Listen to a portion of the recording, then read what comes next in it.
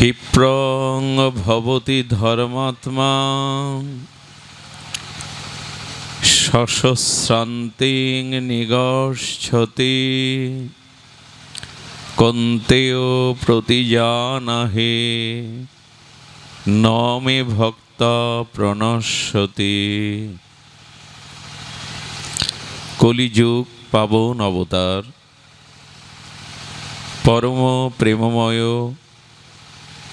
প্রেম পরতত্ত্ব সীমা, রাসবিলাসের চরম পরিণতি, প্রেম বিবর্ত বিলাস শ্রীমূর্তি,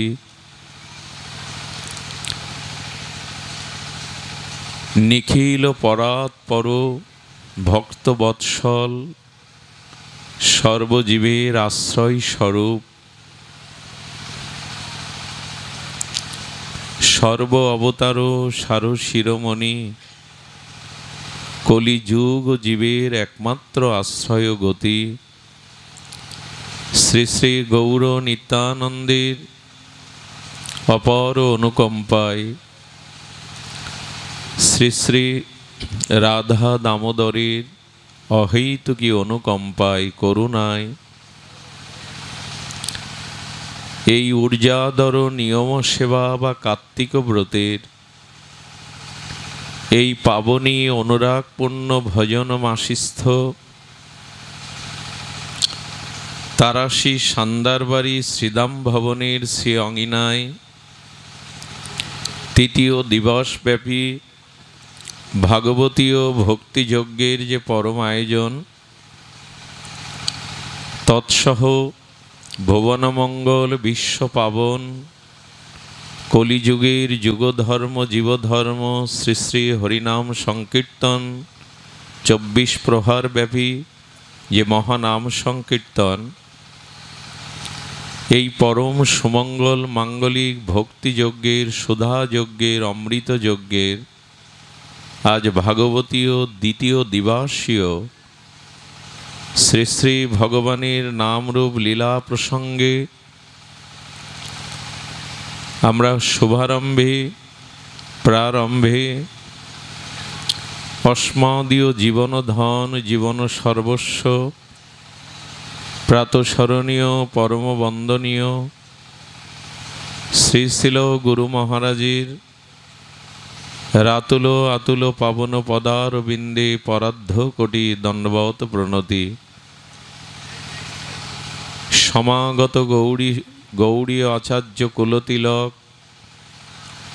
হরিকথা প্রেমিক সংকীর্তন আচার্যবিদগণ, মহতি মহাত্মাগণ, সাধুগণ, সজ্জনগণ, শ্রদ্ধাশীলা ধর্মশীলা ভাগবতী দেবীমূর্তি মাতৃগণ, আমাদের প্রখ্যাত ডাক্তার অধ্যাপক রাধেশ্যাম সাহার এই শ্রীঅঙ্গনে এই জীবাধমের পক্ষ থেকে বা গৃহকর্তার পক্ষ থেকে আপনাদের সকলের চরণে সশ্রদ্ধ দণ্ডবত প্রণতি।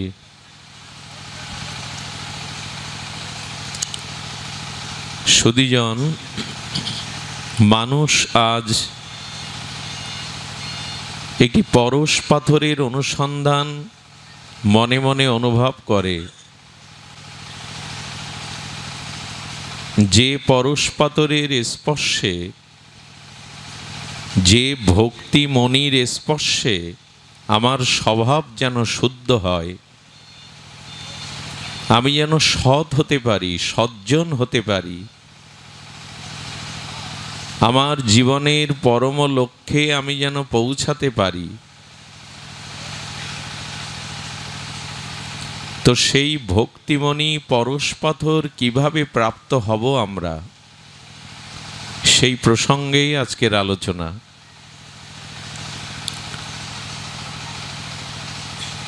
মানুষ সচ্চিদানন্দের অংশ, ভগবানের অংশ, এই জন্য তার অন্তর্নিহিত সতেরই পথি, তার ঐকান্তিক একটি প্রবল আকাঙ্ক্ষা সুপ্ত আকারে আমাদের সবার মধ্যে আছে। এই যে বিদ্যুৎ আসলে এটা বন্ধ করে দিয়ে নেই শব্দটা, যদি বিদ্যুৎ আসে।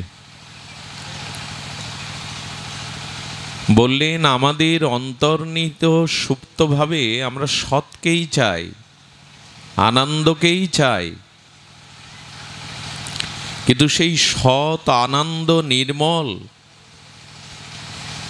আত্মার একমাত্র লক্ষ্য প্রাপ্ত বস্তুতে পৌঁছানোর জন্য যে পরশ পাথর ভক্তি পরশমণির প্রয়োজন, সেটি কোথায় পাব?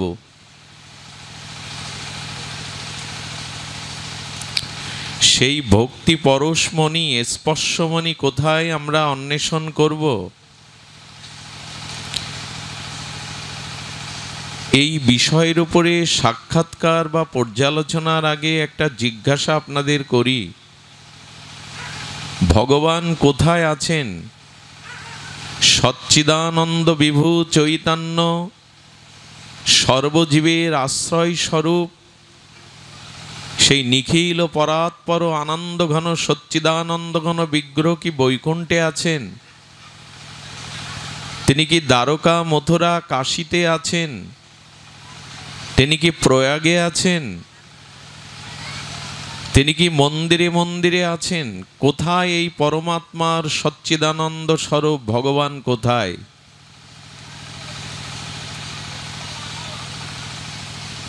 তো শ্রী ভগবান কোথায়, এই প্রশ্নের উত্তর বেদ শাস্ত্র, বেদ ভগবান জানিয়েছেন। তাদের আশ্ব মনীষয় ঋষিগণ আচার্যগণ তাদের অনুভূতির দ্বারা জানিয়েছেন সর্বং খলিদং ব্রহ্ম। সেই সর্বব্যাপিত সেই পরম ব্রহ্ম তিনি সর্বত্রই আছেন।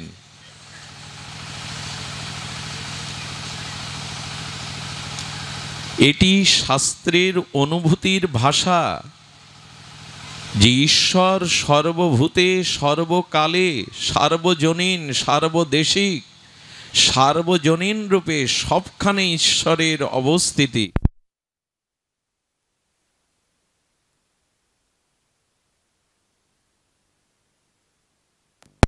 জয় শ্রী রাধে, জয় শ্রী রাধে।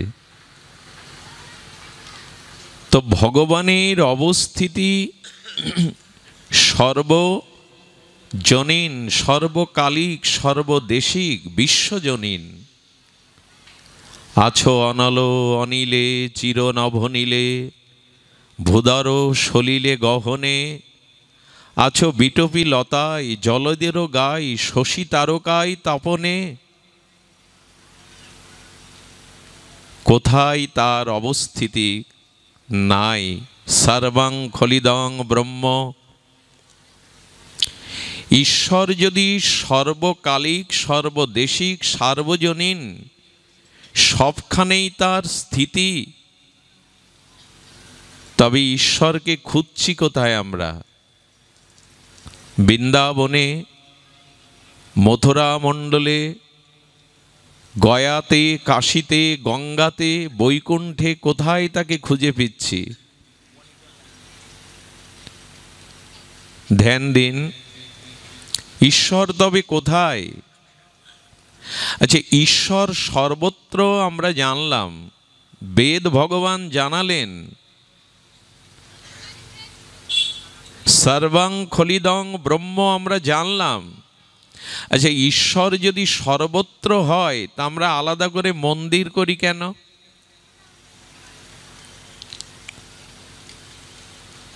প্রশ্নটি ভালো করে ধ্যান দিন। ঈশ্বর যদি সর্বত্র সবখানেই থাকেন, আলাদা করে মন্দির করার কি প্রয়োজন? এই যে ভাগবত পরিমণ্ডল তৈরির কি প্রয়োজন? তিনি সবখানে আছেন, তো আলাদা করে মন্দির বা ভাগবত অনুষ্ঠান সাধু সঙ্গের ভাগবতের কেন প্রয়োজন? প্রয়োজন এই জন্য যে সর্বত্র বায়ু প্রবাহিত হচ্ছে। আচ্ছা, বাতাস নেই এমন কোথাও স্থান আছে? সর্বত্র বায়ু প্রবাহিত হচ্ছে, বায়ু প্রবাহ সবখানেই, বায়ু শূন্য কোনো স্থান নাই। কিন্তু গ্রীষ্মের তাপপ্রবাহে একটি মানুষ যখন রৌদ্র করতাপে পুড়তে পুড়তে চলছে, তখনও বাতাস আছে কি না? বাতাস তো সবখানেই বর্তমান।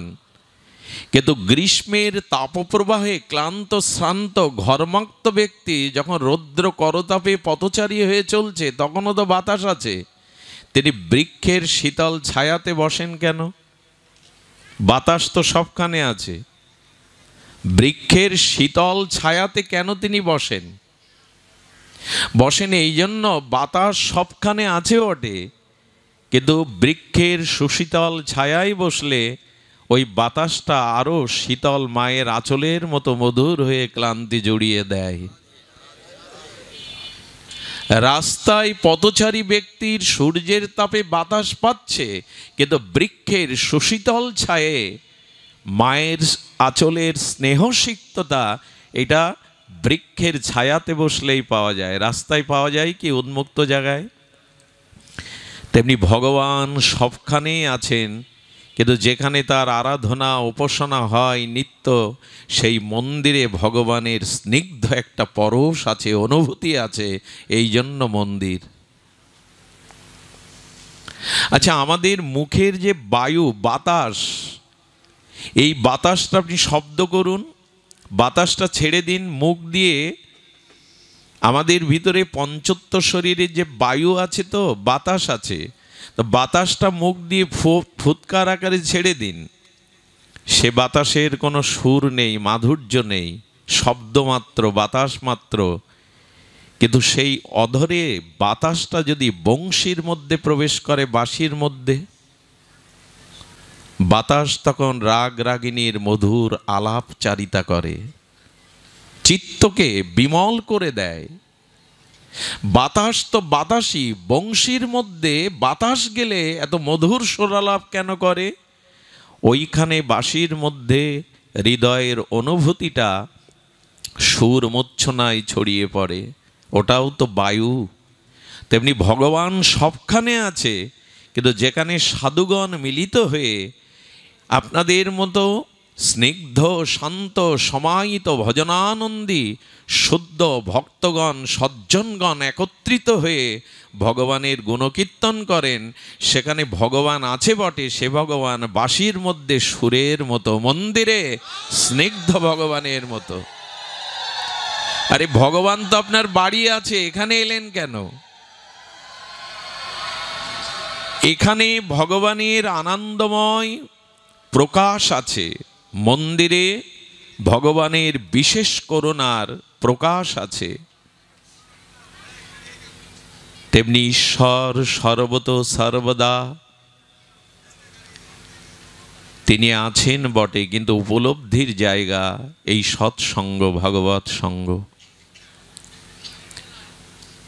এখানে এলে ওই যে ভক্তি স্পর্শ পরশমণি পাওয়া যায়, যার দ্বারা আমাদের ঐকান্তিক যে পরম আনন্দ, যেটা আমরা খুঁজে বেড়াচ্ছি বিষয়ের মধ্যে, পদ প্রতিষ্ঠার মধ্যে, অর্থবিত্তের মধ্যে, যা আজও পাইনি, সেই ভক্তি স্পর্শ পরশমণি সাধুসঙ্গ হরিকথাতেই পাওয়া যায়।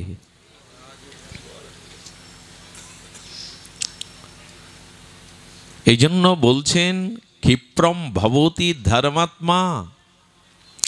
ঈশ্বর সবখানে আছেন, এটা বড় কথা নয়। বড় কথা তার ভক্তি পরশ মণি কোথায় পাবো, অনুভূতি কোথায় পাবো। এই জন্যই তো সাধু সঙ্গ, ভগবৎ সঙ্গ, এখানে তোমার পূর্ণ প্রকাশ। সুধীজন, তাই আসুন আমরা ভক্তি পরশ মণির অন্বেষণ করি, যার স্পর্শে আমাদের আত্মা হবে বিশুদ্ধ নির্মল। অপ্রাকৃত ঐকান্তিক অভিলষিত আনন্দ আমরা উপলব্ধি করতে পারব।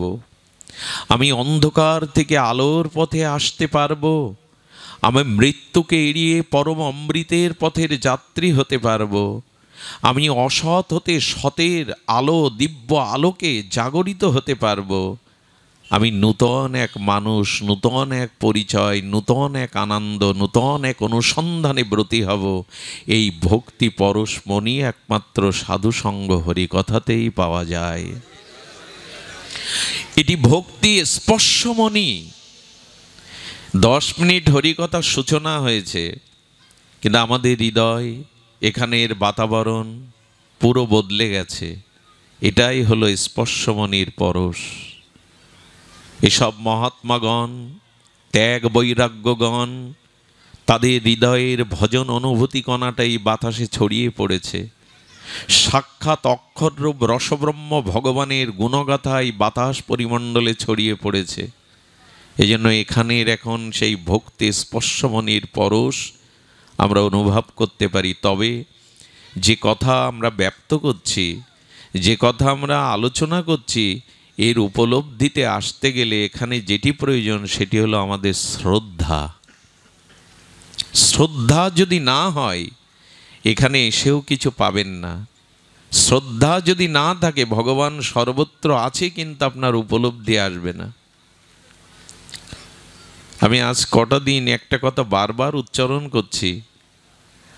আপনি রাজধানীতে যাবেন, ঢাকায় যাবেন, তো গোপালগঞ্জ হাইওয়েতে উঠে আপনি দেখলেন ঢাকা 210 কিলোমিটার। ওই মাইলস্টোন, সরকারি স্থাপিত মাইলস্টোন জানিয়ে দিল আপনি সঠিক পথেই উঠেছেন।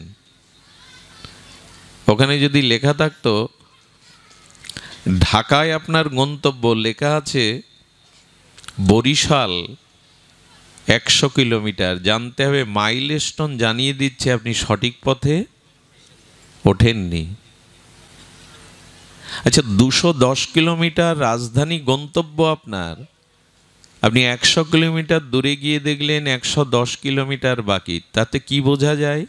আপনি অনেকটা পথ এগিয়ে এসেছেন, কিছুটা পথ বাকি আছে। আর যখন আপনি ঢাকাতে পৌঁছালেন, 0 কিলোমিটার ঢাকা লেখা দেখলেন, তখন একটা আনন্দ হয় যে আমি নির্বিঘ্নে আমার গন্তব্যে পৌঁছে গেছি। এইটা যদি বাহিরের যাত্রা হয়, তো এই ভক্তি পরশমণি ভগবানের চরণে পৌঁছানোর জন্য যে অন্তর্যাত্রা, তার মাইলস্টোন কি দেখে বুঝবো যে কত পথে গিয়েছি, সঠিক পথে আছে কিনা? হাইওয়ে, রাজপথের মাইলস্টোন জানিয়ে দেয় তুমি সঠিক পথে উঠেছ, কতটা পথ এগিয়েছ, কতটা পথ বাকি আছে। কিন্তু ভক্তিপথের যাত্রী আমরা যারা হয়েছি, সদ্গুরুর চরণাশ্রয় করেছি, হরিকথাকে জীবনের অন্তরঙ্গ আস্বাদনের পরম তত্ত্ব ধারণা করেছি, সিদ্ধান্ত নিয়েছি, যারা হরিনাম সাধুসঙ্গ ভগবত ভজনের পথে ব্রতী হয়েছি, এই অন্তর্যাত্রা ভগবত চরণে পৌঁছানোর প্রেম ভক্তির যাত্রায় আমি সঠিক পথে উঠেছি কিনা, কতটা পথ এগিয়েছি কিনা, এটা বুঝবার মাইলস্টোন কি? এর মাইলস্টোন জানিয়েছেন মহাপ্রভুর অন্যতম প্রিয় পরিকার বর্জ্য, জগৎগুরু আচার্য বর্জ্য, রসাচার্য ছিল রূপ গোস্বামী পাদ পদ্ম। তার অমর গ্রন্থ ভক্তি রসামৃত সিন্ধুতে তিনি বলেছেন, ভক্তের ভজনশীল অনুরাগীর আর ভগবানের চরণে প্রেম ভক্তির এই অন্তর্যাত্রায়, এই ভজন যাত্রায় মাইলস্টোন 9টি। তার প্রথমটি হলো আদৌ শ্রদ্ধা। কোন মাইলস্টোন দেখে বুঝবেন আপনি ভগবানের পথে আছেন? আদৌ শ্রদ্ধা। এখানে 9টি মাইলস্টোন। প্রথম হলো শ্রদ্ধা। বোঝা যায় মা, এখানে ওই শ্রদ্ধাটা থাকলেই বোঝা যাবে আপনি ভগবানের বা লক্ষ্যপথে উঠেছেন। যদি ওখানে অশ্রদ্ধা থাকে, জানবেন আপনি আপনার যাত্রাপথে সঠিক পথে আসেন নি। দেখুন, যাগ যজ্ঞ তীর্থ পর্যটন দান ধ্যান ব্রত অর্চন আরাধনা যাই কিছু করেন, ভক্তি অঙ্গ যাজন করেন, গোবিন্দ বলেছেন শ্রদ্ধাহীন ব্যক্তির এই কর্ম হস্তি স্নানের ন্যায় বিফল, নিষ্ফল। যদি শ্রদ্ধা না থাকে তবে সমস্ত কর্মই, যাগ, যজ্ঞ, দান, ধ্যান, ভাগবত আরাধনা সব কিছু কি হবে? হস্তি স্নানের ন্যায় নিষ্ফল, বিফল, ব্যর্থ। হাতি কি করে? এই মদমাত্ত হস্তি নির্মল সরোবরের জলে গিয়ে প্রথমে জলগুলো ঘুলিয়ে নেয়। হাতির স্নান দেখেছেন তো? কেউ কেউ দেখেছেন নির্মল শুদ্ধ জলটা ঘুলিয়ে নেয়। স্নান করবি কর, উপরে উঠে ধোলায় গড়াগড়ি দেয়। যে অঙ্গটা কাদা মাখানো ছিল না, ধুলা মাখানো ছিল না, স্নান করে আরো মাখিয়ে নিল। তেমন যার শ্রদ্ধা নেই হরি নামে, হরি কথায়, গুরু বৈষ্ণবে, জানতে হবে হস্তি স্নানের ন্যায়। সে বড় যজ্ঞ কেন, রাজস্ব যজ্ঞ করুক, অশ্বমেধ যজ্ঞ করুক, নিষ্ফল। এই জন্য আমাদের প্রথমে যেটা প্রয়োজন শ্রদ্ধারা, যেটার বড় অভাব, পিতামাতাতে, গুরুজনে, শিক্ষকে, বিগ্রহে, ভগবানে, তুলসীতে, ব্রতে আজ আমাদের শ্রদ্ধার অভাব। কোথায় একটা যান্ত্রিক যন্ত্রণা শুরু হয়েছে, তর্ক, কুতর্ক, অবিশ্বাস। শ্রদ্ধা কোথায় আমাদের? এই রাজ্যে আপনি সঠিক পথ কোনোদিনই পাবেন না যদি শ্রদ্ধার পথে না আসেন। আচ্ছা, শ্রদ্ধা কাকে বলে? শ্রদ্ধা শব্দে কয়ে সুদৃঢ় বিশ্বাস। কবিরাজ কৃষ্ণ গোস্বামী চৈতন্য চরিতামৃতে তার স্বর্ণফলকে লিখলেন, সাধুতে, গুরুতে, শাস্ত্রবাক্যে সুদৃঢ় বিশ্বাসের নাম হলো শ্রদ্ধা। যেটি সাধুগণ বলছেন, যেটি শ্রীগুরু মুখ পদারবিন্দ দিয়ে আমার জন্য উপদেশ দিচ্ছেন, যেটি গীতা, ভাগবত, উপনিষদ, বেদ, পুরাণাদি নিখিল শাস্ত্র যা বলেছেন, এটি শাশ্বত, সত্য, মঙ্গলময়, কল্যাণময়। এই সুদৃঢ় নিশ্চৈত্তিকা বুদ্ধি ও সুদৃঢ় বিশ্বাসের নামই হলো শ্রদ্ধা। এটাই ঘুলিয়ে ফেলেছি আমরা। আজ আমাদের শ্রদ্ধার বড় অভাব। সুধীজন, এই জন্য বিশ্বাস আনতে হবে। কথাটি বারবার বলছি, তবু আর একবার বলি, আপনাদের মনে পড়ে ছিল পরীক্ষিত মহারাজ যখন দেহত্যাগ করেন, এই ভারতের, অখণ্ড ভারতের, বৃহত্তম ভারতের রাজ্যভার দিয়ে যান তার বড় পুত্র জন্মেজয়ের উপরে। কার উপরে? জন্মেজয়ের উপরে। তখন ওনার বয়স 7 বছর। খুব ধ্যান দিয়ে শুনুন। 7 বছর বয়সের বড় জ্যেষ্ঠ পুত্রকে উনি চক্রবর্তী এই পদমর্যাদায় আসীন করে তিনি ব্রাহ্মণ অভিশাপে 7 দিবস গঙ্গা তীরে ছিল সুখদেব ভগবানের মুখে হরিকথা শুনে পরমপদ গোবিন্দ চরণ প্রাপ্তি হন। 7 বছরের এই জন্মেজয়ের উপরে হস্তিনাপুরের অখণ্ড ভারতের রাজ্যভার দিয়ে গেলেন। জন্মেজয় যখন ধীরে ধীরে বড় হলেন, তখন তাদের পূর্বপুরুষের ইতিহাস জানার ইচ্ছা হলো। এই পঞ্চ পাণ্ডবদের দুয়ারে অখণ্ড পরতত্ত্ব ভগবান কৃষ্ণ শয়নে ভজনে আর সর্বসময় পাণ্ডবদের কাছে ছায়ার মতো ছিলেন।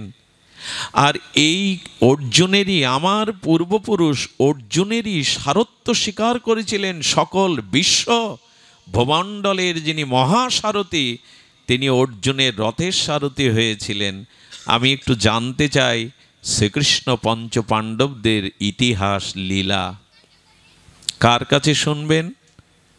তখন এই ভূমণ্ডলে, এই পৃথিবীমণ্ডলে কৃষ্ণ দ্বৈপায়ন বেদব্যাস, যিনি বেদ বিভাজন করেছেন, যিনি মহাভারত রচনা করেছেন, পঞ্চবেদ খ্যাত, যিনি মহাভারতের ভীষ্ম পর্বের অন্তর্গত সর্বদার্শনিক শাস্ত্রের সার্বভৌম গীতাকে প্রকাশ করেছেন, যিনি অষ্টাদশ পুরাণ উপনিষদ সৃষ্টি করেছেন, যিনি সর্ববেদান্ত সার অমল নিখিল পুরাণের অধিরাজ চক্রবর্তী সম্রাট ভাগবত রচনা করেছেন, সেই ব্যাসদেবের নিকটে গেলেন জন্মেজয়। আপনি আমাকে পাণ্ডব এবং শ্রীকৃষ্ণের গুণগাথা শোনান।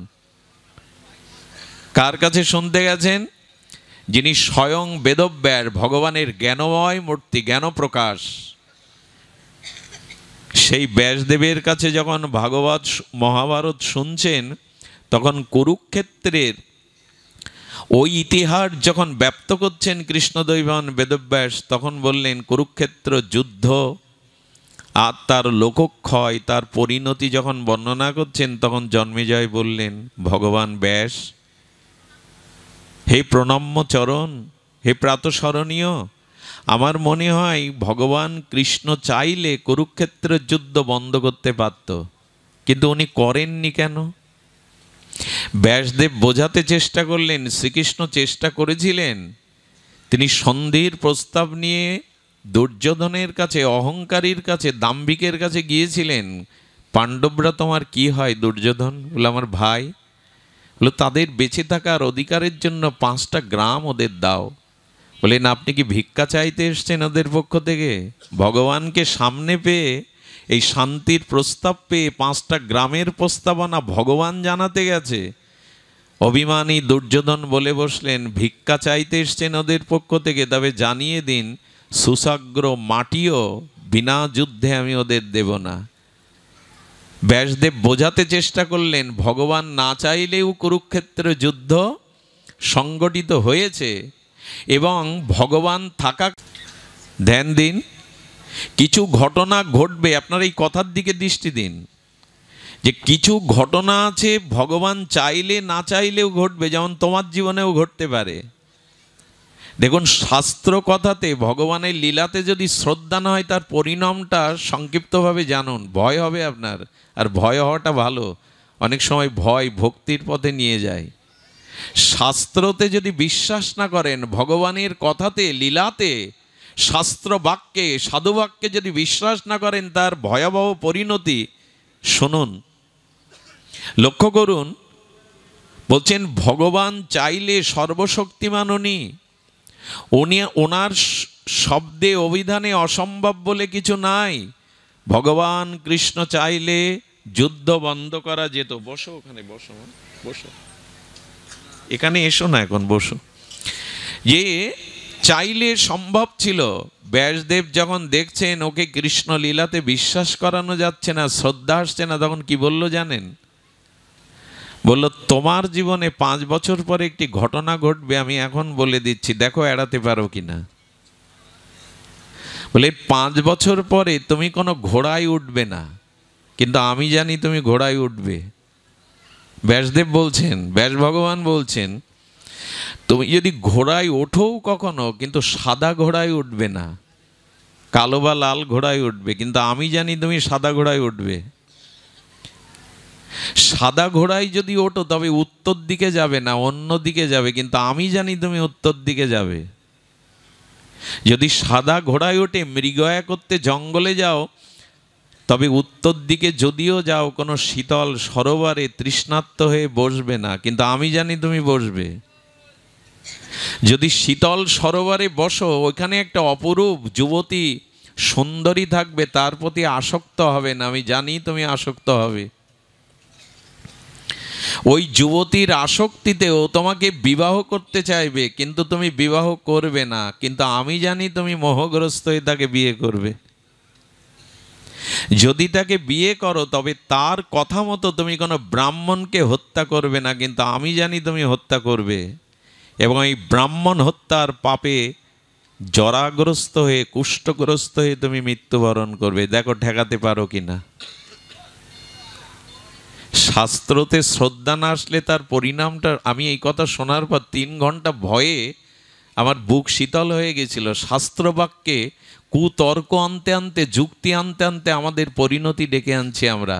শাস্ত্র কারো খাতিরে তৈরি হয়নি, শাস্ত্র কারো প্রশংসার জন্য তৈরি হয়নি। অনাদিকালে ভগবৎ শক্তি আরাধনা দ্বারা, উপলব্ধির দ্বারা, আর্ষ মনীষার দ্বারা ঋষিমুনিরা যেটা লিখেছেন, এটা অভ্রান্ত সত্য।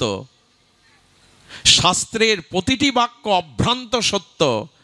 কুতর্ক গর্তে পড়বেন না, এতে পথ পাবেন না। সুধীজন, আজ আমরা নব্য শিক্ষিত হয়ে দীনকৃষ্ণ ঠাকুরের মতো মানুষের পাল্লায় পড়ে আজ ভাগবতকে, গীতাকে, ভগবানের লীলাকে এটা অবান্তর ভাবছি, যুক্তিহীন ভাবছি, কিন্তু শাস্ত্র কারো নিরপেক্ষ রবাস্মৃতি, শাস্ত্র স্বয়ং ভগবানের অক্ষর রূপে এই গীতা ভাগবত। খুব ধ্যান দিন। উনি বললেন 5 বছর পরে ঘোড়ায় উঠলে এই পরিণতি হবে, আজ থেকে ঘোড়ায় চড়াই বন্ধ করে দিলাম। না উঠলে কি হবে? 5 বছর পূর্ণ হতে 3 দিন বাকি আছে। কয় দিন? ওনার মনের মধ্যে হঠাৎ ঘোড়ায় সাওয়ার করার একটা তীব্র ইচ্ছা জেগে গেল। আপনিও লক্ষ্য করবেন, মাঝে মাঝে না চাইলেও আপনার মনের মধ্যে এমন কিছু বাসনা জেগে যায়, আপনি না চাইলেই ওই বাসনা জোর করে টেনে নিয়ে যায় তার দিকে। হয় কিনা আমাদের মধ্যে মাঝে মাঝে এমন? তো ওনার ভাবনায় আসলো, উনি ঘোড়ায় উঠতে নিষেধ করেছিলেন, কিন্তু সাদা ঘোড়ায় উঠতে নিষেধ করেছিলেন। আমি লাল ঘোড়ায় উঠব। ঘোড়ার মানে ঘোড়াশালের দায়িত্বে যিনি আছেন তাকে বললেন, একটা লাল বা কালো ঘোড়া আনো আমার জন্য। তীব্র ইচ্ছা জেগেছে, 5 বছর পূর্তে 3 দিন বাকি। উনি লাল ঘোড়া কালো ঘোড়া আনেননি, সাদা ঘোড়াই এনেছেন। তখন বলছেন, তোমাকে বললাম না আমি সাদা ঘোড়ায় চড়বো না। বললে, লাল কালো ঘোড়াগুলো জড়ো জড়ো হয়ে গেছে, এক পাও হাঁটতে পারছে না। উনি তখন যুক্তি দেখাচ্ছেন যে সাদা ঘোড়ায় উঠলে উনি উত্তর দিকে যেতে নিষেধ করেছিলেন, আমি দক্ষিণে যাব। ক্ষতি কি? সাদা ঘোড়ায় উঠলেন, দক্ষিণ দিকে যেতে যেতে মৃগয়া করতে করতে মৃগয়াটা উত্তর দিকেই ছুটল, আর উনি শিকারের নেশায় উত্তর দিকে যেতে বাধ্য হলেন।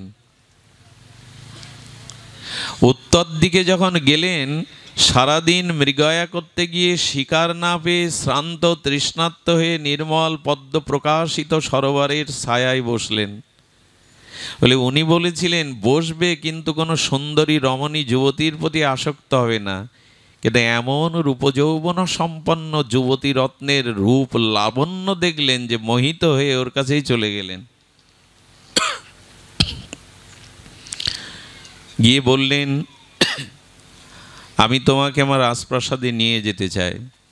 বললেন, রাজি আছি যদি পট্ট মহিষী করতে পারেন, স্ত্রীর মর্যাদা দিয়ে সিংহাসনের পাশে আমাকে অধিকার দিন পারেন। বলো, ওই তো মাথা আগে থেকেই নষ্ট হয়ে গেছে, মোহগ্রস্ত হয়ে। কামক পুরুষের আর কি, তার ভিতরে কি ব্যক্তিত্ব থাকবে?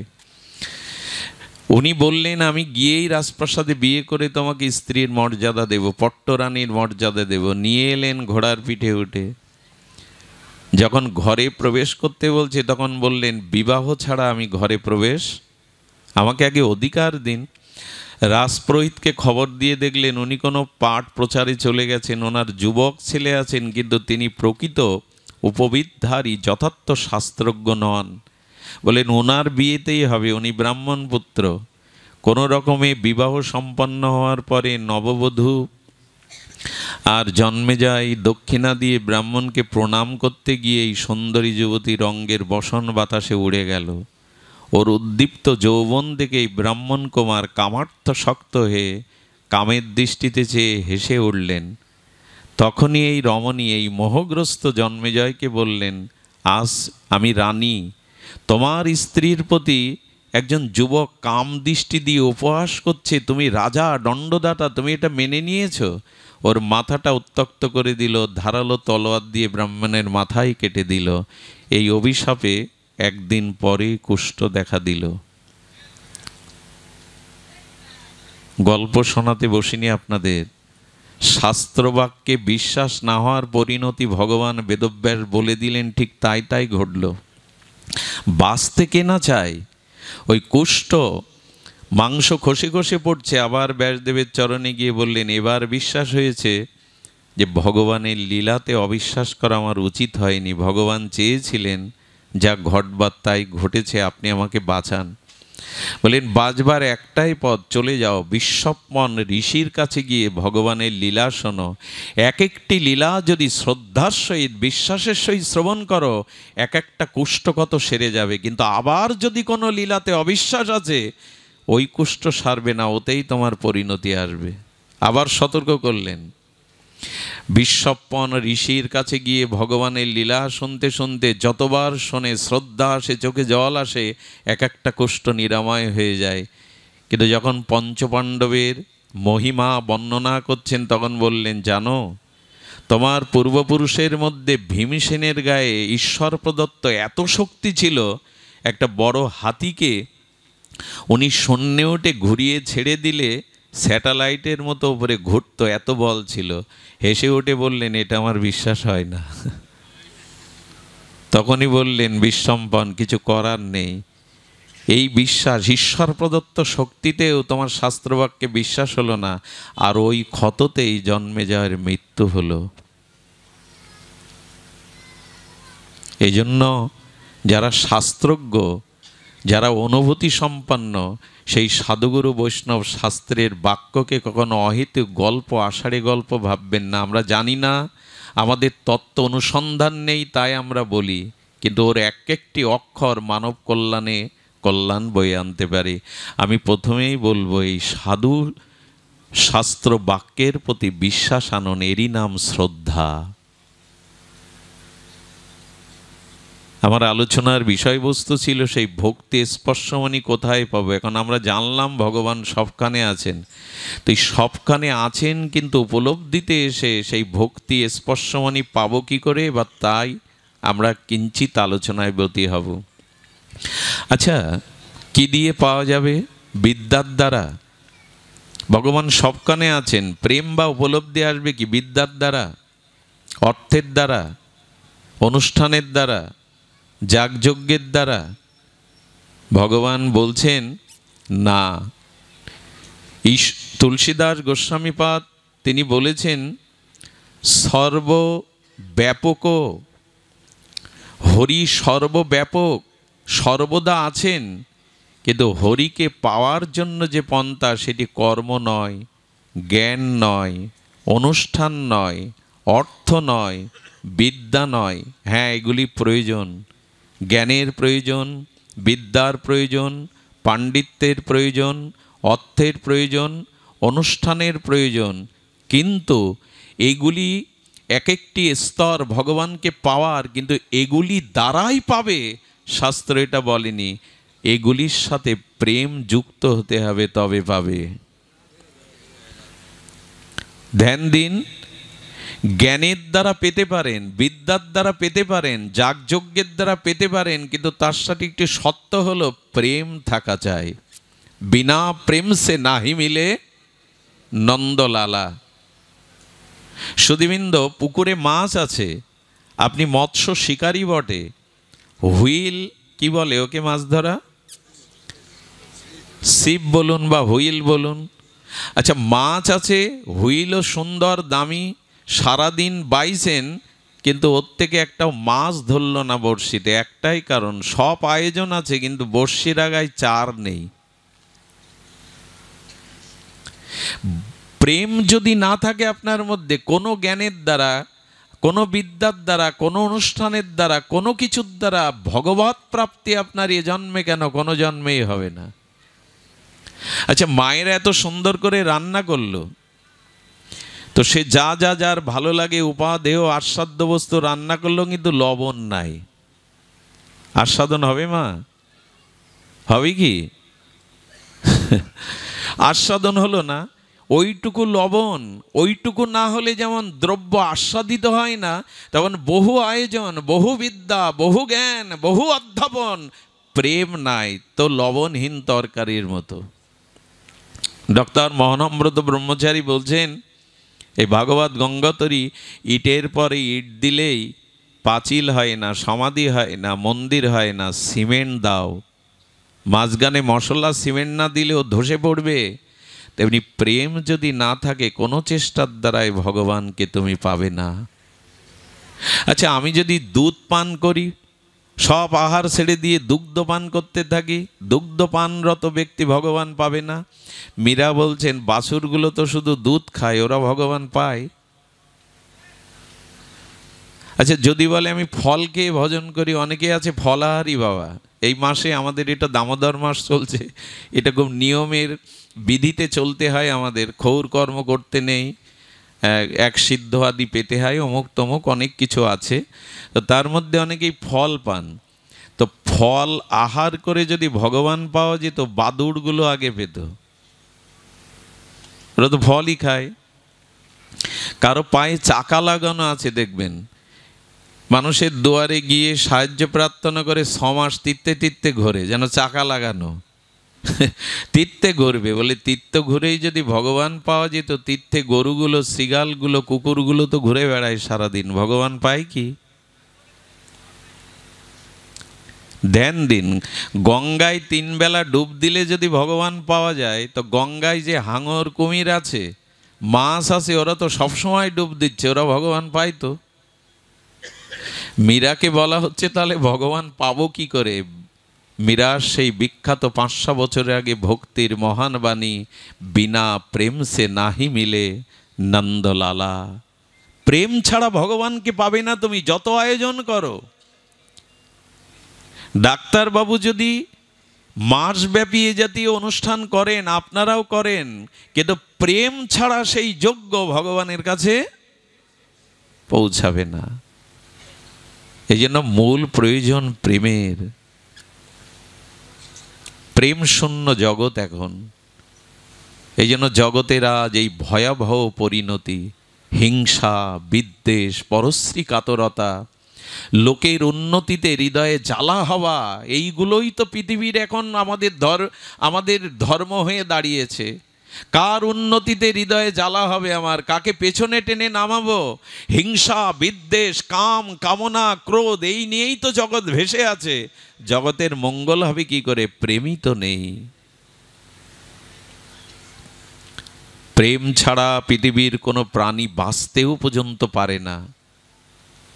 এই প্রেমই হলো ভক্তি, স্পর্শমণি, পরশমণি। এটার সন্ধান এখন আমরা করব, কিভাবে প্রেম পাবো।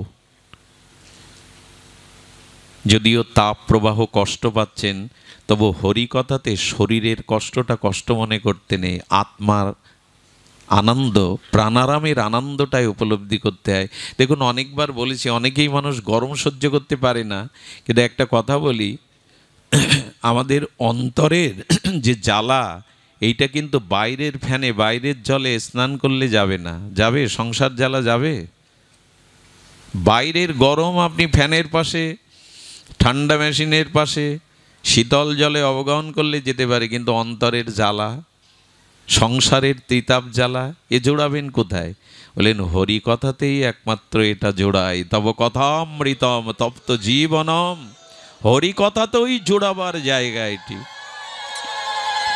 এই জন্য বাইরের শরীরের সুখ ছেড়ে দিন কিছুক্ষণ, একটু ধ্যান দিয়ে শুনুন প্রেম কোথায় পাবো। আগেই বলেছি, জ্ঞান প্রয়োজন, যজ্ঞ প্রয়োজন, অনুষ্ঠান প্রয়োজন। এগুলি সাধারণ নয়, এগুলো ভগবৎ প্রাপ্তির উপায় বটে, এগুলো প্রয়োজন বটে।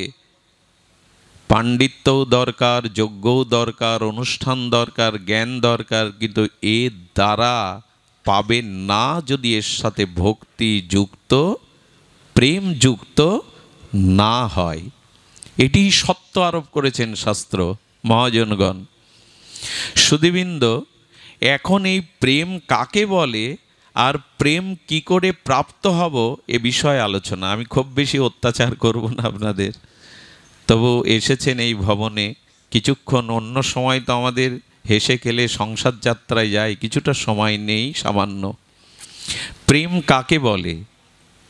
খুব অদ্ভুত কথা হলো, প্রেমে জগতে কারো সাথে হয় না, পরমাত্মা ভগবানের সাথে ছাড়া প্রেম কারো সাথে হয় না। অনেকের মনে মনে প্রশ্ন জাগছে, হয় না তো মা ছেলেকে ভালোবাসে, এটা প্রেম না? বুকের দুধ দিয়ে সারা রাত জেগে জেগে তার অসুস্থতায় শিহরে হাত বুলায় চোখের জলে, তুমি এটাকে প্রেম বলবে না? এটা তোমার কাছে প্রেম মনে হয় না? যদি আমার কাছে প্রশ্ন করেন, শাস্ত্র কি উত্তর দিচ্ছে জানেন? ওটা প্রেম না, ওটা মমতা। খুব ধ্যান দিয়ে শুনুন, একটি কথাও যেন ঘুমে, অলসতায়, অশ্রদ্ধায় বাদ না যায়। একে বলে মায়ের মমতা। কি বলে একে? শুনছো তো মায়েরা? একে বলে মমতা। এটা প্রেম নয়। আচ্ছা, স্ত্রী স্বামীকে না দেখলে বাঁচে না, এবং তার অভাবে তার মুখের হাসি থাকে না, আনন্দ থাকে না, স্বামীকে প্রাণাধিক ভালোবাসে, এটা কি তুমি ভালোবাসা দেখো না? লাইলির গায়ে ব্যথা লাগলে মজনুর গায়ে দাগ ওঠে ওঠে, এটাকে তুমি প্রেম বলো না? বলেন এটা প্রেম না, এটা আসক্তি। এর নাম কি বললাম? স্বামী স্ত্রীতে, যুবক যুবতীতে যেটা দেখেন, এটা তোমার জন্য মরতে পারি, মরেও অনেকেই। পৃথিবীতে এদের থেকে মূর্খ কেউ নেই। হাত কেটে নাম লেখে, আজকাল দেখেন না, বর্তমান হাত কেটে কি করে? নাম লেখে, লাইভে এসে আত্মহত্যা করে, তোমার জন্য মরলাম। খুব বীর পুরুষ। অপদার্থের দল যারা, এই জগতে যারা কামের দ্বারা আসক্ত, এটা তাদেরই কাজ। আর ঘরে ঘরে এখন এটাই তৈরি হচ্ছে। স্যাটেলাইটের প্রযুক্তির, বিদেশি সংস্কৃতির অগ্রাসনে ভারতীয় এই সভ্যতা, আমাদের বৈদিক সভ্যতা থেকে আমাদের সন্তানগণ 40% ছেলেরা মেয়েরা মানসিক রোগগ্রস্ত। মানসিক ডাক্তার দেখানো দরকার। বিদেশি সংস্কৃতির অগ্রাসনে আর এই নোংরামিতে, অশ্লীলতায়, এই নেট জগতে এরা 30% ছেলে মেয়ে বাংলাদেশে মানসিক রোগবিকার। এই জন্য এই যে তোমার জন্য মরলাম, তোমার জন্য হাত কাটলাম, জগৎকে দেখালাম, এগুলো হলো কামের আসক্তি, মোহ আসক্তি। একে প্রেম বলে না। প্রেমটাই তো আমাদের জানা উচিত যে প্রেম কাকে বলে। বন্ধুর সাথে বন্ধুর, এই যে এগুলো বলে না, এগুলো এই যে পুত্রের প্রতি পিতার, এগুলো স্নেহ, এগুলো মমতা, স্বামী স্ত্রী, যুবক যুবতীর প্রতি এগুলো আসক্তি, এর একটাও প্রেম নয়। সুধীজন, এই আসক্তিতেই আমরা ডুবে আছি। প্রেম ভগবানের সাথে ছাড়া হয় না। মাতৃসাধক রামপ্রসাদের একটা গান ছোটবেলায় খুব গাইতাম, খুব শুনতাম। এই গানগুলো এখন আর বাজে না। আমি মাঝে আমাদের বাপ্পিদাকে নিয়ে একটা অনুষ্ঠানে গিয়েছিলাম, কোথায় যেন, নবগ্রামে, মোস্তাফাপুরের দিকে। আমি রাত 1টা-1:30টার সময় আসার পথে দেখি গোপালগঞ্জ বা আপনাদের ওই লাইনে কালী পূজার খুব আয়োজন, লাইট প্যান্ডেল, এবং রাত 2টোর সময় দেখলাম ওই গানের কনসার্ট, ওই ডিজে বাজানো, সেখানে মা বোন সকলে উতলা হয়ে উন্মাদনায় নাচছে, কেউ হাসছে। এই একটাও প্যান্ডেলে দেখিনি সাধক রামপ্রসাদের, পান্নালালের কোনো পুরানো দিনের শ্যামা সঙ্গীত। সেই শ্যামা সঙ্গীতের ভাষা কি জানেন? আমার চেতনা চৈতন্য করে দে মা চৈতন্যময়ী। শব্দ শুনলেই হৃদয়ে অনুরণন হয়। আমার চেতনা চৈতন্য করে দে মা। গোপালগঞ্জের এই অঞ্চলটা বা আপনাদের এই রাজর অঞ্চলটা কালী পুজোর খুব প্রচলন দেখলাম, করুন, কিন্তু মায়ের সামনে কি করতে হয় এটাও জানতে হয়। মা কোনটা ভালোবাসে? গানের কনসার্ট, ডিজে গান, জগজ্জননী আদ্যাশক্তি পরমা বৈষ্ণবী ওই ভালোবাসে? কোথায় পেয়েছেন যে মা ওইগুলো ভালোবাসে? মাকে সামনে খাড়া রেখে আমরা আমাদের প্রবৃত্তি, স্বভাবের উন্মাদনায় নাচা, এটা পূজা না, এটা আরাধনা না। মাকে সামনে রেখে আমাদের আনন্দ উৎসব করার মতো আমাদের বৃত্তি প্রবৃত্তিকে আস্ফালন করার জন্য পূজা না। পূজা মানে আরাধনা, পূজা মানে আরাধনা, পূজা মানে আত্মনিবেদন। যে গানটা খুব ভালো লাগতো বলি, মা জিউভাই বসে লিখিয়েছিলেন এই মাতৃ সাধকের, পৃথিবীর কেউ ভালো তো বাসে না, এ পৃথিবী ভালোবাসিতে জানে না, যেটা আছে শুধু ভালোবাসাবাসি, সেটা যেতে প্রাণ। কেটে দিন তো এই কলমটা, কেটে দিন। কার সাহস আছে কোন দার্শনিকের এই ভাষাটা কেটে দিন। আমি আপনাদের প্রমাণ করছি এ জগতে কেউ কাউকে ভালোবাসে না। আসক্তি, মমতা, স্নেহ এইগুলি জড়ানো। দিল্লিতে একবার ভাগবত পাঠ হচ্ছে, খুব মন দিয়ে শুনুন। ওখানে জগৎগুরু আচার্য পাঠ করছেন। উনি বলছেন পৃথিবীতে প্রেম হয় না এক ঈশ্বর পরমাত্মার সাথে, স্ত্রী পুত্র পিতামাতা যাদের আছে, ওই ব্যাখ্যা করছেন আসক্তি হয়, মমতা হয়, স্নেহ হয়, প্রেম নাই। তো ওখানে নব্য এক শিল্পপতির ছেলে যুবক বিয়ে করেছে 1 সপ্তাহ, পাঞ্জাবি এক মানে সুন্দরী মহিলাকে। আর উনি এখন কল্পনার সাগরে ভাসছেন। বাবাজিকে পাঠের পরে বললেন, বাবা আপনার এই কথা আমি মেনে নিতে পারলাম না। আমার পিতামাতা আমাকে কত ভালোবাসে জানেন, তাদের প্রতি আমার কতটা প্রেম জানেন, আমার স্ত্রী আমার জন্য জীবনও দিতে পারে। আপনি বলছেন প্রেম নেই, ভালোবাসা নেই জগতে, সব মোহ, সব আসক্তি, আমি মেনে নিতে পারলাম না। ওই নব্য যুবকের দিকে, এই ধনীর দোলালের দিকে বাবাজি মহারাজ তাকিয়ে বললেন, ঠিকানা দাও, প্রেম ভালোবাসা বোঝানোর জন্য তোমার গৃহে বেলা 9টায় আমি কাল উপস্থিত হব। একটু সত্য ঘটনা শুনুন। বলেন, তোমাকে আমার জন্য একটু অভিনয় করতে হবে। আজ রাত্রেই তোমার কুটুম্ব স্বজন আত্মীয় যারা তোমার প্রাণের থেকে প্রেম ভালোবাসা দিয়ে তোমাকে ভরিয়ে দিয়েছে, তাদের চা যোগ, জলযোগ, মিষ্টি যোগের নিমন্ত্রণ করবে কাল সকালে 9টার সময়। সবাইকে মিষ্টি যোগ, জলযোগ দিয়ে তুমি তোমার স্ত্রীকে 1 কাপ চা করে দিতে বলবে। ওই চাটা পান করে একটু অভিনয় করবে, বুকে বাম পাশে ব্যথা উঠেছে, ছটফট করতে করতে খাটে মেঝেতে পড়ে যাবে। ওই সময় আমি উপস্থিত হব। কেন জানো? প্রেম যে নাই জগতে, এটা তোমাকে বোঝানোর জন্য। উনি চা বলেছেন স্ত্রীকে, চা পেয়ে সে অভিনয় শুরু হয়েছে। বুকে হাত দিয়ে যখন মেঝেতে পড়ে গেছে, এই আনন্দের উৎসবে আত্মীয় স্বজনের মধ্যে হাহাকার উঠল। সাধুর উপস্থিত। সাধু দেখে বললেন, আপনার আশাতে মঙ্গল কোথায়? এই দেখুন আমার ছেলের কি অবস্থা। বললেন, অ্যাম্বুলেন্স ডাকুন, ডাক্তারখানায় নিয়ে যান। বললেন, সেটা তো একটু সময় লাগবে। আপনি সাধু, আপনি জগৎগুরু আচার্য, আপনার অনেক বিভূতি, দেখুন আমার ছেলেটাকে সুস্থ করে দিন। উনি বুকে হাত দেওয়ার সাথে সাথে ওনার যৌগিক ক্রিয়া, ওনার গুরুদেবের বিভূতি ক্রিয়া সংযোগ করার পরে ওনার স্পন্দন থাপিয়ে দিলেন। ভেতরে প্রাণ আছে কিন্তু বাইরে কোনো স্পন্দন, এটা যোগের দ্বারা হয়, সমাধির দ্বারা, অষ্টাঙ্গ যোগের দ্বারা সম্ভব এটা। সুধীজন, হরিদাস ঠাকুরকে যখন ওরা বেত্রাঘাত করছিল 22 বাজারে, বলে তোমার মধ্যে কে, আল্লাহ না হরি? এত মারছি তুমি মরো না, তুমি না মরলে তো আমাদের মেরে ভাসাবে। সুধীজন, তখন উনি সমাধিস্থ হয়েছিলেন, নিথর দেহটা পড়েছিল। সবাই ভাবলো উনি মারা গেছেন। দেহটা গঙ্গায় ফেলে দিল, মাছ হাঙর কুমির কুরে কুরে খাক। গঙ্গায় নেমে গিয়ে আবার চেতনায় সে হরে কৃষ্ণ ভেসে যেতে যেতে বলতে বলতে লাগলেন। এরা সাধনার দ্বারা, তপস্যার দ্বারা প্রাণের বায়ুকে রুদ্ধ করে সমাধিস্থ হতে পারে, কয়েকদিন থাকতে পারে। এটা ভারতীয় আধ্যাত্ম সাধনার একটা দিক, অষ্টাঙ্গ যোগ। উনি কি করেছেন বাবা, উনি কি করেছেন, বুকে হাত দেওয়ার সাথে সাথে ওই যৌগিক ক্রিয়া ওনার প্রাণ স্পন্দন বন্ধ হয়ে গেছে। বলেন, আপনাদের সন্তান আর এই জগতে নাই, অবস্থাটা কি হয়ে দাঁড়ায়? সবাই যখন কাঁদছে আর দোষ দিচ্ছে এই সাধুকে, আপনি এলেন আর আমার ঘরে এই অমঙ্গল হলো।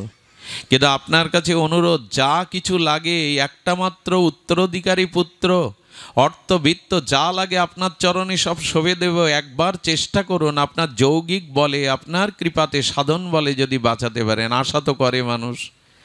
উনি কিছুটা বললেন, মৃত্যুকে জীবন দেওয়া সম্ভব নয়, তবে আমি চেষ্টা করতে পারি। আমার শ্রীগুরুদেব আমাকে একটা বিভূতি দিয়েছেন, 1 গ্লাস জল আনো তো কেউ।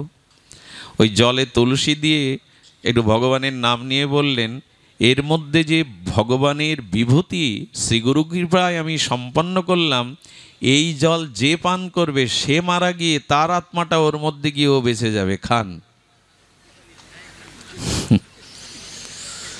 5 মিনিটের মধ্যে আত্মীয় স্বজন ওই ঘরে আর কেউ নেই, মাত্র 3 জন আছে, পিতা মাতার ওনার স্ত্রী। ওর মধ্যে কিন্তু চেতনা আছে, ও বাইরে যা ঘটছে, কে কি বলছে বুঝতে পারছে, কিন্তু প্রাণের স্পন্দন থামিয়ে দিয়েছে এই যোগীরাজ, এই মহাত্মা।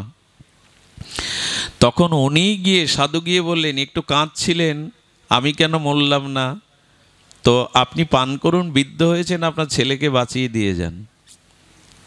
উনি তখন চোখের জল আছে বলে একটু ঘুমিয়ে গিয়ে বলছেন, দেখুন ও এখনো ছেলে মানুষ, আমি সারা জীবন কঠোর পরিশ্রম করে ইন্ডাস্ট্রির শিল্প কলকারখানা তরেছি, ওর হাতে দিলে ও রক্ষা করতে পারবে না।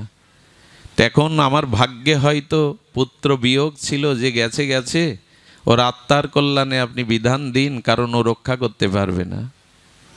মাকে গিয়ে বলছেন, আপনি তো মা, আমি গল্প শোনাচ্ছি না আপনাদের, এটাই বাস্তবতা, এটা আপনার আমার জীবনে ঘটলে ওই একই ঘটনা ঘটবে।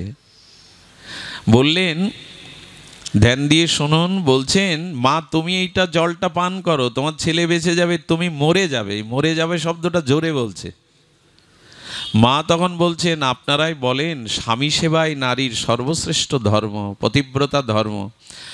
আমি মারা গেলে এই বৃদ্ধ মানুষটাকে কে দেখবে, কে সেবা করবে? বৌমার দিকে তাকিয়ে বলছে, কি গো মা, অগ্নি সাক্ষী করে এত লাল ফিতে জড়ালে, বললে জন্ম জন্ম আমি তোমার, এখন তুমি জলটা খাও। বললে আপনার মাথা খারাপ হয়েছে? 7-8 দিন বিয়ে হয়েছে, মেহেন্দি শোকায়নি, আমার বাবা বড় শিল্পপতি দিল্লিতে, আমার জীবন এখনো বাকি পড়ে আছে, আমি ওর জন্য মরতে যাব কেন? সাধু বুকে হাত দিয়ে চেতনা ফিরিয়ে দিলেন, ওর চোখের দিকে তাকিয়ে বললেন, এই হলো জগতের ভালোবাসা। আরও একটা কথা বাদ পড়ে গেল, কেউ যখন জল খেতে যাচ্ছে না তখন 3 জন মিলে বলছেন, বাবা আপনার তো বউ ছেলে মেয়ে সংসার নেই, আপনি মরলে ভগবানের কাছে যাবেন, তা আপনিই খান না। এই হলো আমাদের ভালোবাসার নমুনা। আমি একটা নমুনা প্রায় আসরে বলি, মানুষ তো হাসতে ভুলে গেছে, হারলে ডাক্তারবাবু বলেন হার্ট ভালো থাকে। তো একটা নমুনা দেখবেন, আমি এখন যদি মারা যাই, আমার এই গায়ের পুরনো জামাটা, যে বিছানা বালিশটায় আমি শুতাম রোগগ্রস্ত, বলে কি ওগুলো বাবার খুব শখের জিনিস, ওগুলো চিতায় দিয়ে দাও। জামা কাপড়, ছাতি, জুতা, লাঠি এগুলো দেয়, ছাতাটা দেয়, জুতোটা দেয়। নন, কবি নন, মা ওনার জিহ্বায় বসে লিখিয়েছেন, শাস্ত্রের বাণী সাধারণ নয়, প্রেম ভগবানের সাথে ছাড়া হয় না। কবে বুঝবো আর এ কথা? কবে বুঝে তার সাথে সম্পর্ক, প্রেম, কবে আমার বিনিময় হবে হৃদয়ের? সুধীজন, এই জগৎ বড় বিচিত্র। আমাদের এই জগতের যাত্রাটা কেমন একটু শুনতে হবে, কষ্ট হলেও মা ধ্যান দিয়ে শোনো। অনেকের চোখে ঘুম আসছে, যেন না আসে। ট্রেন যাত্রাটা, আপনারা যদি কখনো মথুরায় যান, আমার ভাগ্য হয়েছে কয়েকবার যাওয়ার, ট্রেনে, ভারতের ট্রেন যাত্রা এটা একটা বিচিত্র। আমাদের দেশেও হয়। ধরেন আপনি মথুরায় যাচ্ছেন, তো 2 দিনের পথ, 48 ঘন্টা কি 32 ঘন্টা লাগবে। ট্রেনের রিজার্ভেশন বাদে সেকেন্ড কামরায় যারা ওঠে, ওখানে দেখবেন বহু লোকের ভিড়ের মধ্যে 32 ঘন্টা কাটাতে হবে, তখন শুরু হয়ে যায়, দাদা আপনার বাড়ি কোথায়, আপনি কোথায় যাচ্ছেন, তো আপনার সংসারে কে কে আছে, শুরু হয়ে গেল। এই যে শুরু হলো, কাটাতে হবে টাইম পাস না কি বলে, আমি তো আবার মূর্খ, ইংরেজি জানি না, টাইম পাস করতে হবে। তো বলে, দেখুন আমার একবার রাষ্ট্রপতির ভবনে রাষ্ট্রপতির সাথে সাক্ষাৎ হয়েছিল, কোনোদিন হয়নি, গল্প তৈরি হয়ে গেল। কাউকে কাকা বলছে, কাউকে মাসি বলছে, হ্যাঁ, কাউকে বন্ধু বলছে, সম্পর্ক একটা হয়ে গেল 32 ঘন্টার জন্য, 48 ঘন্টার জন্য। এরপরে আবার একটু নেমে, আপেল সস্তা তো, একটা আপেল কিনেও খেতে দেয়, বিনিময় হয়। একে অপরের সাথে প্রীতি বা অনুরাগ হয় 6টা জিনিসে। এই 6টা জিনিস যেখানে জানবেন টান নেই, অনুরাগ নেই, খাওয়া, খাওয়ানো, দেওয়া, নেওয়া, আর মনের গোপন কথা বলা, তার মনের গোপন কথা শোনা, এই 6টি জিনিস এই প্রীতির সম্বন্ধ হয়। 6টিতে খাওয়া, খাওয়ানো, দেওয়া, নেওয়া, আর মনের সংবেদনশীল গোপন কথা তাকে বলা, তার গোপন কথা শোনা, এই 6টি হলো এই জগতের প্রীতির লক্ষণ। ভগবানের কাছেও এই 6টি দিয়েই প্রীতি প্রেম করতে হয়। তো আমরা বাদাম কিনে আনি, মামফলি বলে মনে হয় বাদাম রে ওই দেশে, মামফলি, বাদাম আনে, কেউ লজেন্স আনে, এইভাবে দেওয়া নেওয়া। হ্যাঁ, আর এই যেতে যেতে গল্প মেটে উঠল, বন্ধু হয়ে গেল, কাকিমা হয়ে গেল, জেঠিমা হয়ে গেল, ঠাকুমা হয়ে গেল, কেউ কাকে বাবা বলেও বসে সাধু দেখলে। আচ্ছা, এই করতে করতে করতে করতে বলেন, এই আমার কার্ড, একবার দয়া করে যাবেন, আপনার সাথে খুব ভালো লাগলো, যেন অনেক জন্মের একটা পরিচিত, কত কি বলে। আচ্ছা, যখন একজন মথুরার আগের 5টা স্টেশনের আগে নেমে যাবে, তার টিকিট ওই পর্যন্ত, সে তখন বলে আমার কিন্তু স্টেশন সামনে, আমি রেডি। বলে এত ভালোবাসা, এত মত বিনিময় হলো, আপনি চলুন না আমার সাথে, মথুরায় চলুন। যাবে তো? মথুরায় যাবে তো আপনার সাথে? বললেন আপনি তাড়াতাড়ি বিদায় দিন, আমি নেমে পড়ি, মথুরায় এখন আমি যেতে পারবো না। আচ্ছা তাহলে এক কাজ করুন, আপনার সাথে এত সম্বন্ধ হলো, আপনি এখানে নামুন আমার সাথে। নামবে তো? নামবে না, বরঞ্চ ওই যে পরিচয়, আর কোনো দিন ওর কথা সে মনে করবে না। আমাদের এই সংসারটা ট্রেনের কামরা যাত্রার মতো। এখানে স্ত্রী পুত্র পিতামাতা বন্ধু কুটুম্ব বানিয়েছি বটে, কিন্তু মৃত্যুরূপ স্টেশনে যেদিন এসে ট্রেনটা থামবে, সেদিন ওরা কেউ আমার সাথে নামবে না, ওরা কেউ আমার সাথে যাবে না। আর এখানে ওই স্টেশনটা কারো আগে কারো পরে কেন জানেন? কারো 100 বছর পরমায়ু, কারো 10 বছর, কারো 25, কারো 55।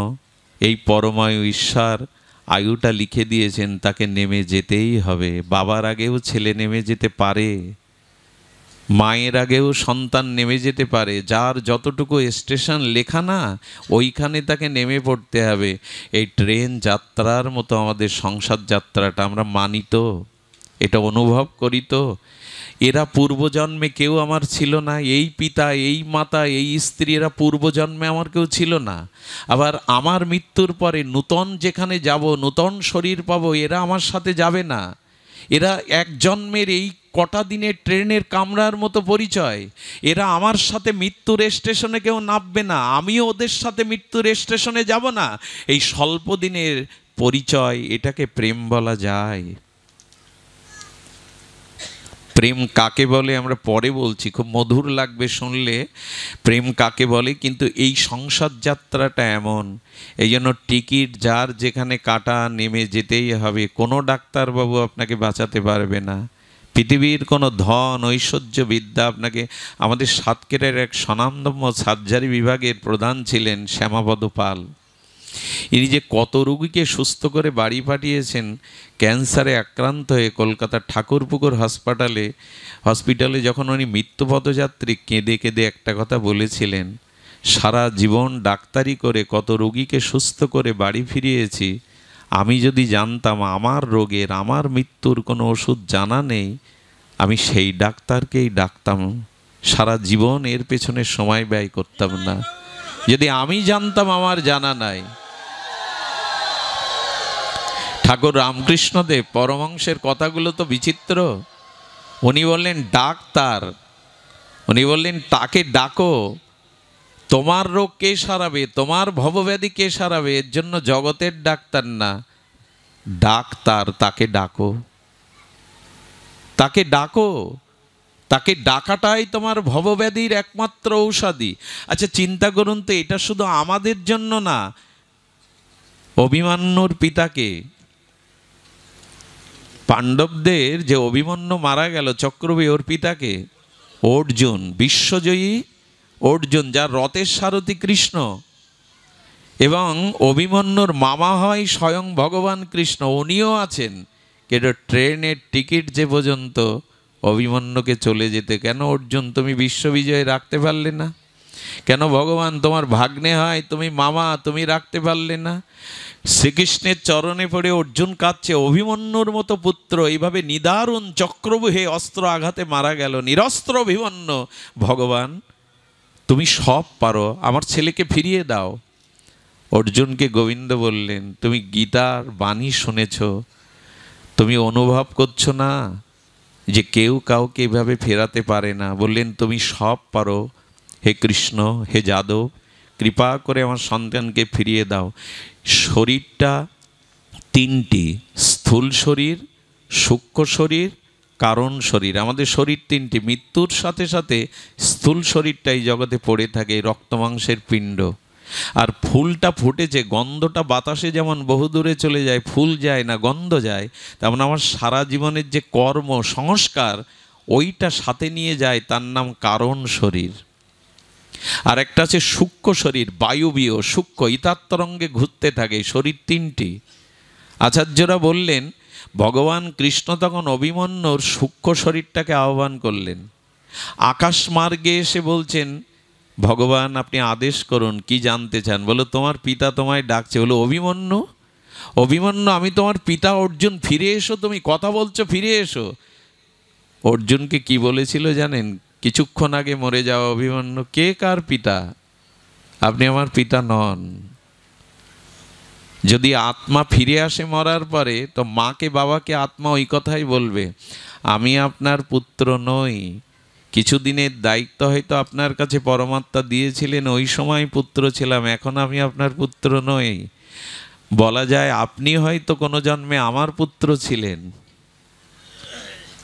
আপনি আমাকে ডাকবেন না, কারণ আমি পরমানন্দ লোকে ফিরে যাচ্ছি। আমি একমাত্র একজনেরই, তা হলো ভগবানের, আর কারো নয়। আপনি ফিরে যান। অর্জুন সেই দিন অনুভব করেছিল সম্বন্ধটা ভগবানের সাথে ছাড়া আমাদের কারো সাথে স্থায়ী চিরস্থায়ী নয়। কবে বুঝবো বলুন? এই বুঝলেই প্রেম হবে। আমরা তো এদের মোহমায়া, এদের না হলে চলবে না, এরাই আমার সব, আটকে পড়ে আছি। রামকৃষ্ণদেব বললেন, ধীবর যখন জাল ফেলে তখন কি করে জানেন? কিছু মাছ আছে সংকেত পেয়ে আগের থেকে লাফিয়ে সামনে লাফ দেয়, ওরা জালে আটকে। যেমন স্বামী বিবেকানন্দ, শঙ্করাচার্য, এরা জালে আটকায়নি, লাফ দিয়ে চলে গিয়েছিল, আটকাতে পেরেছিল এদের। আর কিছু মাছ আছে জালে আটকে লাফালাফি করে, জাল কেটে বেরিয়ে যাওয়ার, এরা মধ্যম। অর্থাৎ সংসার জালে পড়েও মাঝে মাঝে আপনাদের মতো ছটপট করে সাধু সঙ্গে আসার জন্য, ভগবান রাজ্যে আসার জন্য ছটপট করতে থাকে। যে সংসার মোহজালে আটকে না থেকে একটু লাফালাফি করি, যদি সাধুসঙ্গ করা যায়, হরিকথা শ্রবণ করা যায়, এরা লাফালাফি করে, এরা অর্ধমুক্ত। আর কিছু মাছ আছে দেখবেন জালে আটকে জাপটে বসে থাকে, মনে করে ভালো জায়গায় যাচ্ছি। আমার দশা যেমন, সংসারে আটকে আছি, কিন্তু কিছুক্ষণ পরে ওর যে কী দশা হয় তা আপনারা ভালোই জানেন। এই জন্য এত আটকে থাকবেন না, একটু বেরোন, মন চলো নিজ নিকেতনে, কেন সংসার বিদেশে বিদেশির বেশে ভ্রম কেন অকারণে। এই যাত্রা মঞ্চের অভিনয় সংসারে, কেউ পিতা, কেউ মাতা, কেউ স্ত্রী, কেউ ভ্রাতা। এই রঙ্গমঞ্চের অভিনয় যেদিন ফুরিয়ে যাবে সেদিন কেউ কারো নয়। এই উপলব্ধিটা ভাগবতে না এলে হয় না। এই উপলব্ধিটা, এই চেতনাটা হরিকথা, সাধুসঙ্গ, ভগবত চেতনা না হলে হয় না। এখন আমরা প্রমাণ করার চেষ্টা করলাম, কতটুকু পেরেছি জানি না, জগতে প্রেম নেই। এখন প্রেম কোথায় আছে আর প্রেম কি, এটা বলেই বিশ্রাম। প্রেম কাকে বলে? বহুবিধ ধ্বংসের কারণ সত্ত্বেও যা ধ্বংসশীল নয় তাকে বলে প্রেম। আবার বলি, বহুবিধ ধ্বংসের কারণ সত্ত্বেও যা ধ্বংসশীল নয় তাকে বলে প্রেম। যার সাথে সম্বন্ধটা কখনো নষ্ট হবে না, ধ্বংস হবে না, ক্ষয় হবে না, লয় হবে না, ছাড়াছাড়ি হবে না। কারণ আছে, মৃত্যু আছে, কিন্তু কোনো কারণে যে বস্তু বিচ্ছিন্ন হয় না, ধ্বংস হয় না, এরই নাম প্রেম। আর এটা ভগবানের সাথে ছাড়া হয় না। ভগবানের যে রাজ্য, ওখানে জরা নেই, মৃত্যু নেই, ব্যাধি নেই, ক্ষুধা নেই, পিপাসা নেই, চিরবসন্তের রাজ্য। ওখানে জরা ব্যাধি মৃত্যু পৌঁছাতে পারে না। আমি তো ভগবানের, আর কারো নই। মামই বংশ জীবলোক জীবভূতা সনাতনা মনাশস্ত্রান ইন্দ্রাণী প্রকৃতি স্থানি কর্ষতি। গীতার বাণীতে বললেন, জীব তুমি আমার, আর কারো নও। এই হলো প্রেম। আমি ভগবানের, ভগবান আমার। এই সম্বন্ধ নিষ্কপটে হতে হবে, এরই নাম প্রেম। আর তার সাথে সম্পর্কটা ধ্বংস হয় না। চক্ষু দান দিলা যেই জন্মে জন্মে, যে গুরুদেব আমার গুরুদেব, ইনি জন্ম জন্মান্তরের। কেমন জানেন এই সম্পর্ক? একবার শ্যামাপ্রসাদ লাহিড়ী, বিখ্যাত যোগীরাজ, এই পশ্চিম বাংলার সারা বিশ্ববিখ্যাত যোগীরাজ, উনি ইঞ্জিনিয়ারিং পাশ করে গোল্ড মেডেল পেয়ে সরকার তাকে ডেকে নিয়ে চাকরি দিল। দুর্গাপুরে ডায়নামাইট দিয়ে পাহাড় ভাঙতে পাঠালো। আপনার পরিচালনায় পাহাড়টা ভাঙতে হবে। ওই পাহাড়ের গুহা থেকে একটা গুরুগম্ভীর শব্দ ভেসে আসছে, দুর্গা এদিকে এসো। দুর্গা বলে, এখানে আমার নাম ধরে কে ডাকে? এখানে তো কেউ আমার পরিচিত নয়, আমি সদ্য এসেছি কর্তব্য কর্মে। তো ওই কণ্ঠটা এত আবেদনময়, ওই কণ্ঠ অনুসরণ করতে করতে গিয়ে দেখছেন পাহাড়ের এক গুহার মধ্যে থেকে এই শব্দ আসছে, দুর্গা এদিকে এসো। বললেন পাথরটা দুয়ার থেকে সরিয়ে ভেতরে প্রবেশ করো। পাথরটা সরিয়ে ভেতরে গিয়ে দেখলেন এক জটাজুটোধারী তেজোন্ময় মূর্তি এক আসনে বসে আছে, সামনে আর একটা আসন শূন্য পাতা। বললেন, কে আপনি? আমাকে কেন নাম ধরে ডাকছেন? আমি তো আপনাকে চিনি না। বললেন, দুর্গা, আমাকে স্পর্শ করো। যেই এই মহাত্মাকে স্পর্শ করলেন, পূর্ব জন্মের স্মৃতি ফিরিয়ে দিয়ে বললেন, তুমি আমার একান্ত অনুরাগী শিষ্য ছিলে, আমরা গুরু শিষ্য মিলে এখানেই ভজন করছিলাম, কিন্তু কাল বা মৃত্যু এসে তোমাকে নিয়ে গেল। তোমার ওই আসনটা এখনও শূন্য পড়ে আছে, আর আমি এখনো বসে আছি কেন জানো? আবার তুমি আসবে, আবার তোমাকে এই আসনে বসে বাকি প্রেম ভক্তি দিয়ে তোমাকে ভগবানের রাজ্যে নিয়ে যাব, তাই আমি বসে আছি এখানে। এই হলো জন্মে জন্মের গুরুদেব। শ্রী গুরুদেব এক জন্মের নয়, উনি জন্ম জন্মান্তরের। ভগবান এক জন্মের নয়, উনি জন্ম জন্মান্তরের। গত জন্মে আপনি পিতামাতাকে এই জন্মে চিনবেন না, আবার নতুন শরীর পেলে এই জন্মের পিতামাতা স্ত্রী পুত্রকে আপনি চিনবেন না। এরা ক্ষণিকের জন্য এই ট্রেন যাত্রার মতো।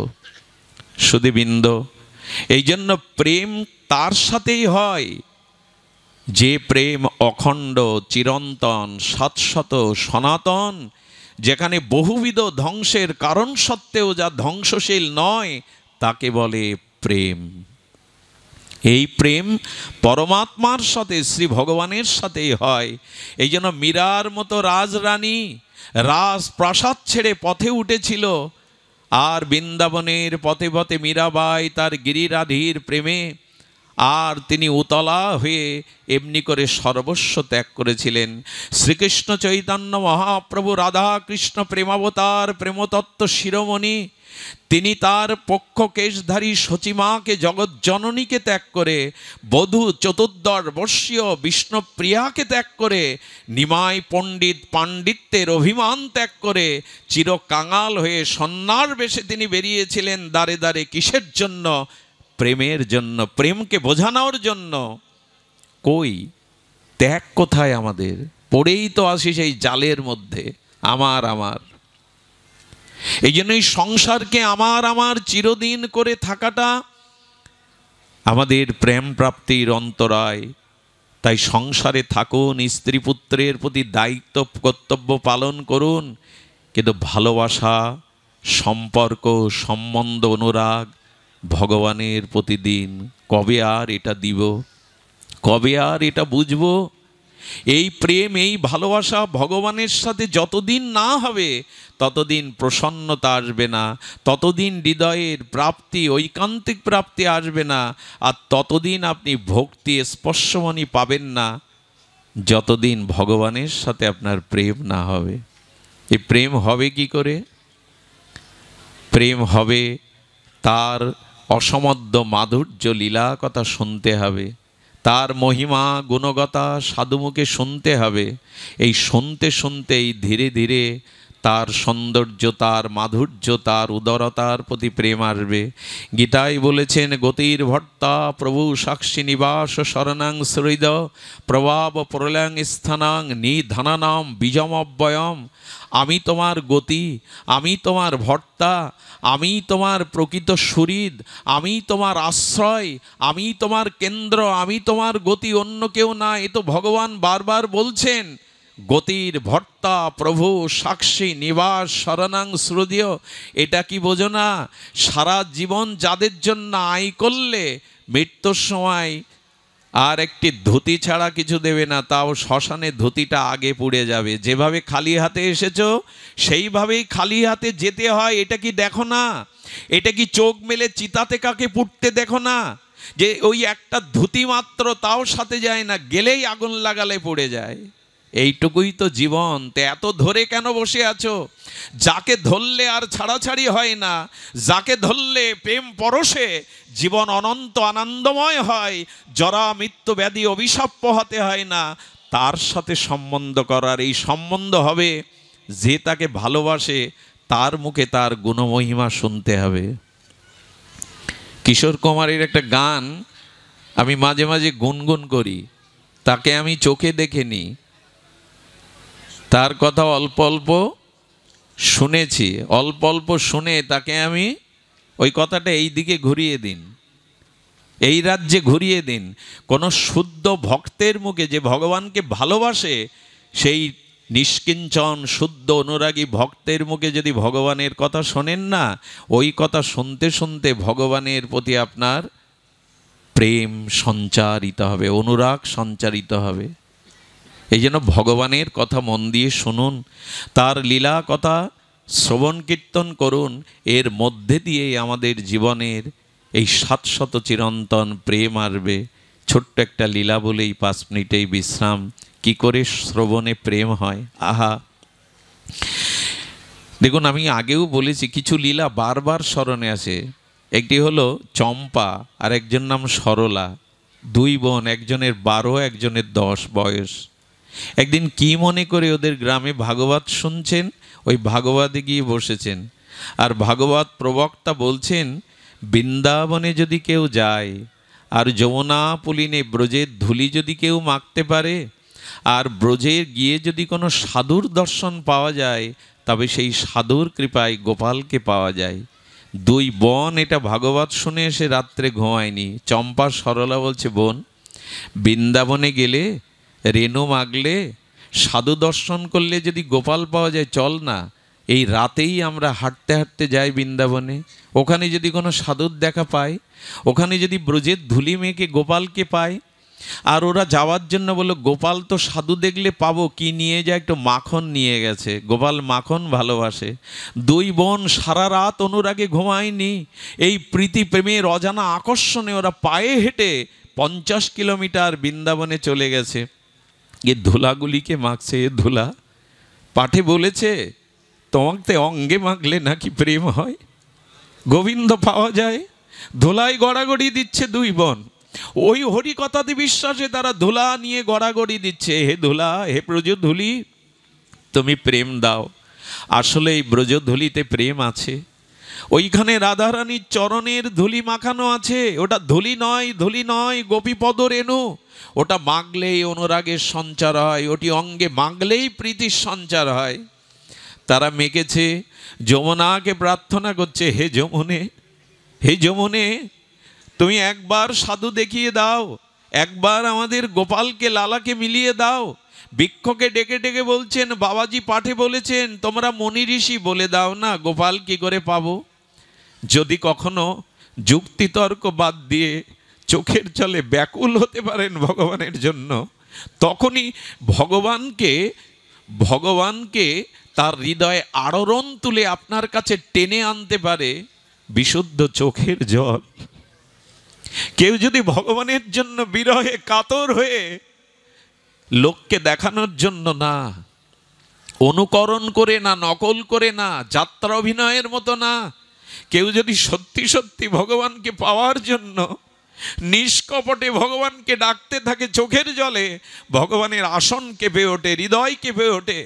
ভগবান বলেছিলেন, আমি সব কিছু সহ্য করতে পারি, ভক্তের চোখের জলকে আমি কখনো সহ্য করতে পারি না। এরা যমুনার কাছে ভিক্ষার গিয়েছে, চম্পা সরলা ডেকে চলেছে, দেখা দাও, সাধুকে মিলিয়ে দাও। এক বাবাজি মহারাজ যমুনায় স্নান করতে আসছেন, বললেন, ওই দেখ সাধু আসছে।